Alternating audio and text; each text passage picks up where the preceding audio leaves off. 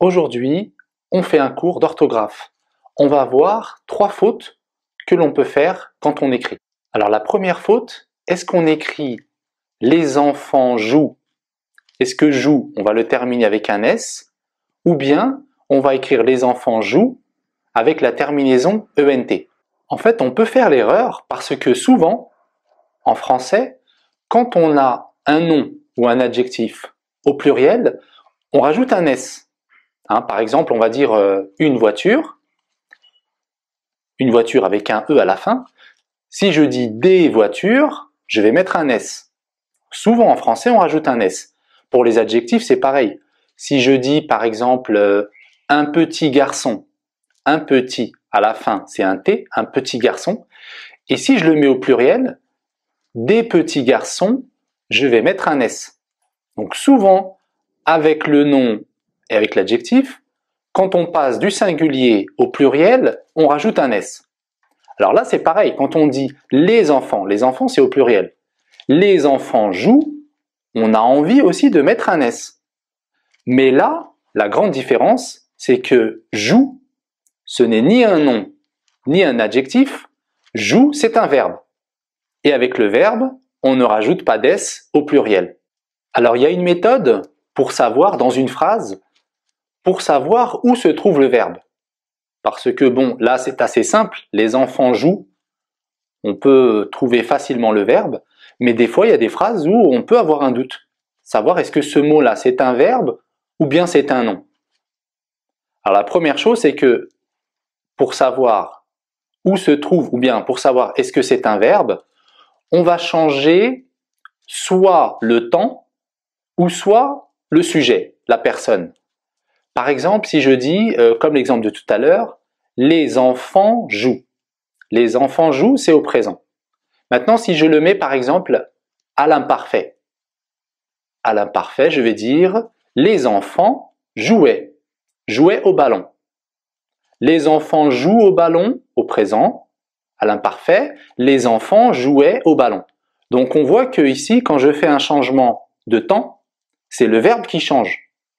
Et le verbe ici, c'est jouer. Si je le dis par exemple au futur, les enfants joueront au ballon. Donc vous voyez la première méthode pour savoir où se trouve un verbe dans une phrase, je vais changer le temps et c'est le verbe qui change. Le nom ne change pas quand on change de temps, le nom, les adjectifs ne changent pas. C'est le verbe qui change. Une deuxième chose pour trouver un verbe dans une phrase, je vais changer le sujet. Par exemple, au lieu de dire « les enfants jouent », je vais changer de sujet, je ne vais pas dire « les enfants », je vais dire « nous », avec nous. Je change la personne. Donc là, ici, au lieu de dire « les enfants jouent au ballon », je vais dire « nous jouons au ballon ». Donc j'ai gardé le même temps, j'ai gardé le présent. Les enfants jouent au ballon, nous jouons au ballon. Là, j'ai changé juste la personne. Au lieu des enfants, j'ai mis nous. Et là, c'est pareil, on voit que le verbe a changé. Donc c'est toujours le verbe qui change. Soit quand je change la personne, ou soit quand je change le temps. Voilà, c'est une méthode pour pouvoir trouver un verbe dans une phrase. Donc si je retrouve l'exemple de tout à l'heure, les enfants jouent. Donc pour savoir comment je l'écris, est-ce que je l'écris avec un S, est-ce que je l'écris avec ENT, les enfants jouent, je vais l'écrire ENT parce que joue, c'est un verbe, c'est le verbe jouer. Alors maintenant, on va faire un exercice et c'est à vous de trouver les fautes. Est-ce qu'il y a des fautes dans les phrases? La première phrase, les professeurs travaillent sur les cours pendant de longues journées. Les professeurs travaillent sur les cours pendant de longues journées. Donc, est-ce que dans cette phrase, est-ce qu'il y a une erreur? Est-ce que vous avez trouvé l'erreur? Alors ici, la faute, c'est au niveau du verbe. Les professeurs travaillent, je ne vais pas écrire travail avec un S. Je vais écrire les professeurs travaillent, ENT. Une deuxième phrase, un deuxième exemple. Vos devoirs contient de nombreuses fautes.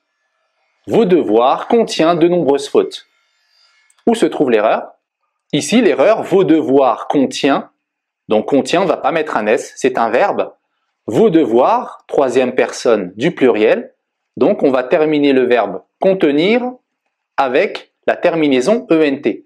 On va dire vos devoirs contiennent. Vos devoirs contiennent de nombreuses erreurs. Et le troisième et dernier exemple, les membres du club peuvent utiliser tous les accessoires. Les membres du club peuvent utiliser tous les accessoires. Est-ce que dans cette phrase, vous trouvez une erreur? Donc ici, la réponse est non. Il n'y a pas d'erreur dans cette phrase. Alors maintenant, on va voir un deuxième exemple, deuxième faute, deuxième genre de faute qu'on peut faire à l'écrit. Un exemple, ils sont partis au pluriel. Ils sont partis. Est-ce que parti, je l'écris avec un i ou bien je l'écris avec is? Ils sont partis. Est-ce que c'est i ou bien c'est is? Ici, la difficulté, c'est que, en fait, on n'entend pas la terminaison. Si on met un s à parti, ou si on ne met pas de s, ou si on met un e, à l'oreille, c'est toujours la même chose. Les enfants sont partis. Partis, on l'entend pas en fait, on n'entend pas la terminaison. C'est pour ça que c'est un peu difficile de savoir comment je vais écrire la terminaison. Alors pour savoir comment écrire la terminaison, il faut connaître la règle. Ici, les enfants sont partis à l'école, par exemple. Les enfants sont partis, c'est le passé composé. C'est le passé composé et j'ai utilisé l'auxiliaire être, sont. Je suis parti, tu es parti, il est parti, nous sommes partis, vous êtes partis, ils sont partis. Donc j'ai utilisé l'auxiliaire être et le participe passé du verbe partir, parti. Donc la règle en grammaire, c'est que quand j'utilise le participe passé avec l'auxiliaire être, eh bien le participe passé, il s'accorde avec le sujet. D'accord? Quand j'utilise l'auxiliaire être, le participe passé, il s'accorde avec le sujet. Donc les enfants sont partis. Donc les enfants, c'est masculin. On dit un enfant, c'est masculin. Et les enfants, c'est au pluriel. Donc c'est masculin pluriel. Donc les enfants sont partis. Parti, je vais l'écrire avec un S à la fin. Je rajoute un S parce que c'est masculin, le sujet est masculin pluriel. Donc ici, dans ce genre de cas, dans ce cas où on utilise l'auxiliaire être pour le passé composé, donc on a compris que le participe passé, il s'accorde avec le sujet. Après, des fois, la difficulté, c'est de savoir où se trouve le sujet. Puisque le participe passé, il s'accorde avec le sujet. Donc, il faut que je sache où se trouve le sujet. Alors, il y a plusieurs méthodes pour trouver un sujet dans une phrase. Une des méthodes, c'est de poser la question « qui est-ce qui ?» Qui est-ce qui ou bien qu'est-ce qui? Ça dépend du sujet. Ici, si je dis l'exemple « les enfants sont partis à l'école », je vais poser la question « qui est-ce qui est parti ?» Qui est-ce qui est parti? Donc si je réponds à la question « qui est-ce qui est parti ?» Donc ici, qui est-ce qui est parti? Ce sont les enfants. Donc les enfants, c'est le sujet.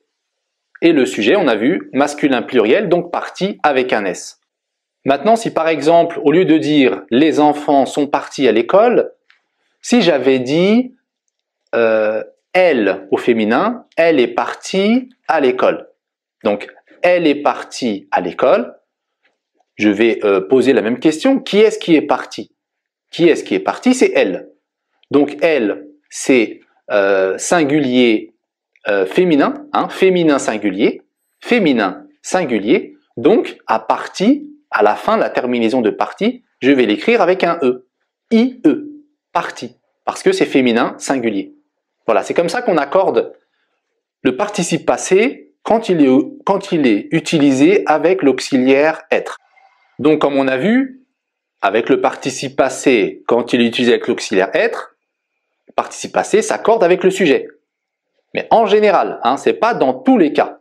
Il y a des cas particuliers où le participe passé ne s'accorde pas avec le sujet. Surtout, on va dire notamment quand le verbe, c'est un verbe pronominal. Mais là, pour l'instant, on ne va pas rentrer dans ce sujet. On verra ça plus tard dans d'autres vidéos, puisque, comme je vous ai dit la dernière fois, je vais suivre un programme et les difficultés vont augmenter petit à petit avec le temps. Donc pour l'instant, on va voir la règle générale. En général, le participe passé s'accorde avec le sujet quand on utilise l'auxiliaire être. Donc maintenant, on va faire un exercice. Et comme tout à l'heure, je vais vous donner 3 phrases et c'est à vous de savoir, de voir est-ce qu'il y a des fautes dans les phrases. Alors la première phrase, les chauffeurs de taxi ont été reçus par le ministre des Transports. Les chauffeurs de taxi ont été reçus par les ministres des Transports. Est-ce que dans cette phrase, il y a une faute? Déjà, on peut remarquer que dans cette phrase, c'est une phrase à la voix passive. Pourquoi la voix passive? Est-ce que c'est le sujet qui fait l'action ou bien c'est ce qu'on appelle le complément d'agent? Là, on va voir ça justement. Les chauffeurs de taxi ont été reçus par le ministre des Transports. Donc ici, on va poser la question, qui est-ce qui fait l'action? Qui est-ce qui reçoit? C'est qui reçoit? Est-ce que ce sont les chauffeurs qui reçoivent ou bien c'est le ministre qui reçoit? Dans cette phrase, c'est le ministre qui reçoit. C'est pour ça que on parle de la voix passive, c'est-à-dire que ce n'est pas le sujet qui fait l'action. Le sujet ici, c'est les chauffeurs. Les chauffeurs de taxi, c'est le sujet de la phrase. Mais ce n'est pas le sujet qui fait l'action. C'est le ministre qui fait l'action. C'est le ministre qui reçoit. C'est pour ça qu'on parle de la voix passive. Bon, c'était juste une petite parenthèse. On verra également la voix passive dans les prochains cours. Donc on revient à notre sujet. Comment on va accorder le participe passé? Les chauffeurs de taxi ont été reçus. Donc reçu, c'est le participe passé. Comment on va accorder le participe passé? Ici, comme tout à l'heure, ont été reçus. Donc ont été, ici, on a utilisé l'auxiliaire être. Ont été reçus, à la voix passive. Donc le participe passé va s'accorder avec le sujet. Pour connaître le sujet, je vais poser la question, qui est-ce qui a été reçu? Qui est-ce qui a été reçu? Ce sont les chauffeurs de taxi. Donc maintenant, je regarde les chauffeurs de taxi. Est-ce que c'est singulier? Est-ce que c'est pluriel? Est-ce que c'est féminin? Est-ce que c'est masculin? D'abord, les chauffeurs. Donc les chauffeurs, c'est au pluriel. C'est clair. Ensuite, on dit un chauffeur. On ne dit pas une chauffeur. On dit un chauffeur, donc c'est masculin. Donc ici, j'ai masculin pluriel. Donc les chauffeurs de taxi ont été reçus. Reçus, je vais l'écrire avec un S. Un deuxième exemple, une deuxième phrase.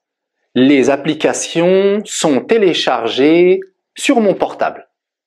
Les applications sont téléchargées sur mon portable.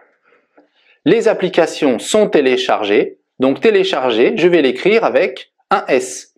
Et ES. D'accord? Les applications, c'est au pluriel. Et application, c'est féminin. On dit une application. Donc féminin pluriel. Les applications sont téléchargées à la fin, terminaison ES. Et une troisième phrase, troisième et dernière phrase. Les virologues sont régulièrement convoqués par le ministre de la Santé. Les virologues sont régulièrement convoqués par le ministre de la Santé. Ici, c'est pareil. On peut poser la question, qui est-ce qui est convoqué? Qui est-ce qui est convoqué? Ce sont les virologues. Les virologues sont convoqués. Donc les virologues, c'est masculin pluriel. Convoqué, masculin pluriel. Convoqué et S. Je rajoute un S. Les virologues sont régulièrement convoqués avec un S. Voilà, pour terminer, on va voir une troisième et dernière faute que l'on peut faire quand on écrit. On peut faire souvent ce genre de faute. Cette fois-ci, c'est faire la différence entre son, S-O-N, et son, le verbe être, S-O-N-T. Comment faire la différence entre son et son? Parce que, comme on entend à l'oral, ça se prononce de la même façon. Son, son, il n'y a pas de différence. Mais à l'écrit, il faut faire attention. Il y a le son S-O-N et le son S-O-N-T, le verbe être et l'adjectif possessif. Comment faire la différence entre les deux? Par exemple, il a prêté son vélo. Il a prêté son vélo. Est-ce que son, je l'écris S-O-N ou bien S-O-N-T? Ici, c'est pareil, comme tout à l'heure. Si on veut être sûr de savoir est-ce que c'est un adjectif possessif ou bien est-ce que c'est le verbe être? Donc, on avait vu tout à l'heure comment trouver le verbe dans une phrase. Donc par exemple, je vais changer le temps. Il a prêté son vélo. Je vais le mettre par exemple au futur. Au futur, je vais dire quoi? Je vais dire il prêtera son vélo. Donc on voit qu'ici, son n'a pas changé. Hein, donc on peut en conclure que son, ce n'est pas un verbe. Son, c'est un adjectif possessif, puisqu'il n'a pas changé. Quand je change le temps, c'est le verbe qui change. Ici, j'ai changé le temps et le verbe n'a pas changé. Donc son, c'est un adjectif possessif. Alors maintenant, on va faire un exercice et on va voir 3 phrases. La première phrase, les téléphones portables sont tous étanches à l'eau. Les téléphones portables sont tous étanches à l'eau. Alors son, comment je vais écrire son? S-O-N ou bien S-O-N-T? Les téléphones portables sont étanches.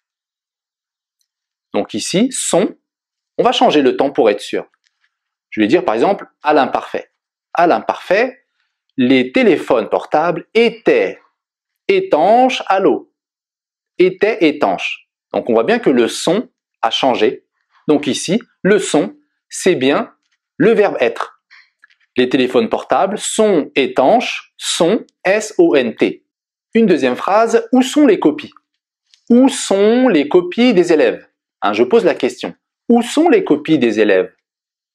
Alors, où sont? S-O-N ou bien S-O-N-T? Ici, où sont les copies? C'est encore le verbe être. Je pose la question par exemple au temps de l'imparfait, je vais dire où étaient les copies?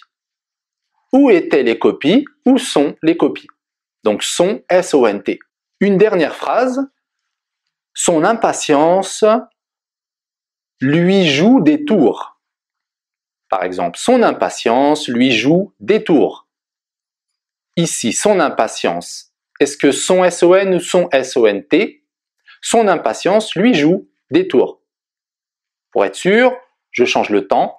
Je vais dire son impatience lui a joué des tours. Lui a joué des tours. Donc je suis passé au passé composé et son n'a pas changé. Donc on peut être sûr que le son, c'est un adjectif possessif et ce n'est pas le verbe être. Donc son impatience, je vais l'écrire S-O-N, son impatience. Voilà, c'est terminé pour ce cours sur l'orthographe. Donc comme je vous ai dit la dernière fois, on va voir plusieurs matières. Le cours précédent, c'était la grammaire. Aujourd'hui, on voit l'orthographe. On verra aussi des cours de vocabulaire pour essayer d'avoir un programme complet au niveau du français. Et avec un niveau qui va augmenter petit à petit avec le temps. Donc je vous invite à vous abonner à ma chaîne YouTube ou bien à ma page Facebook. Le nom c'est Youssef le français pour me suivre et pouvoir suivre ce programme.